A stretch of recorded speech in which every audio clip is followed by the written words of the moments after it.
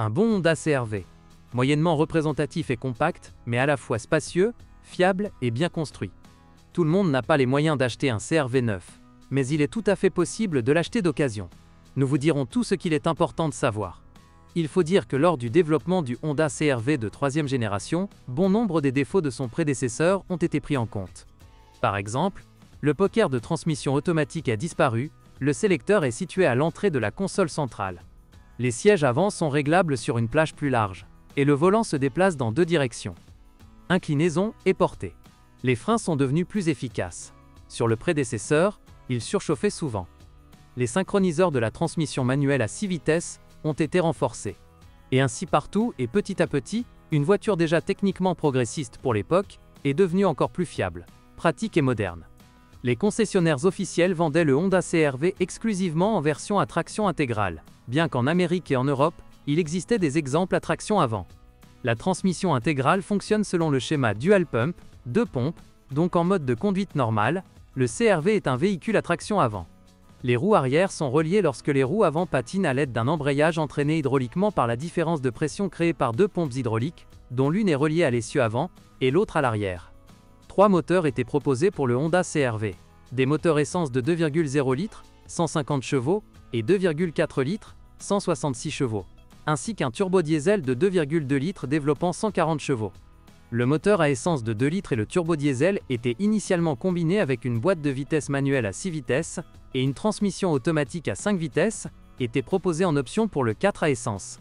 L'unité haut de gamme de 2,4 litres était associée uniquement à une transmission automatique.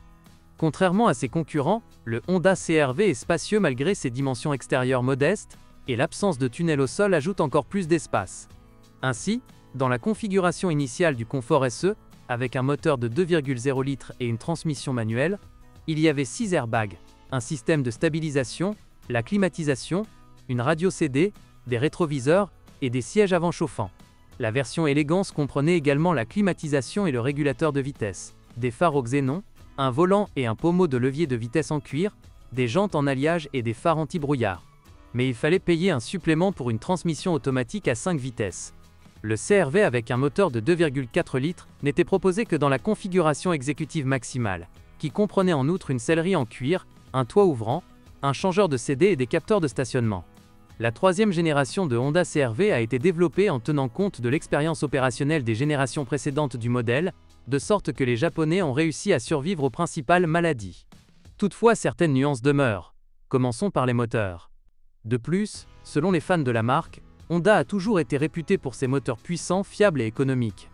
Les groupes motopropulseurs à essence d'un volume de 2,0 et 2,4 litres sont tout aussi durables, mais sont très exigeants en matière de qualité du carburant et de l'huile.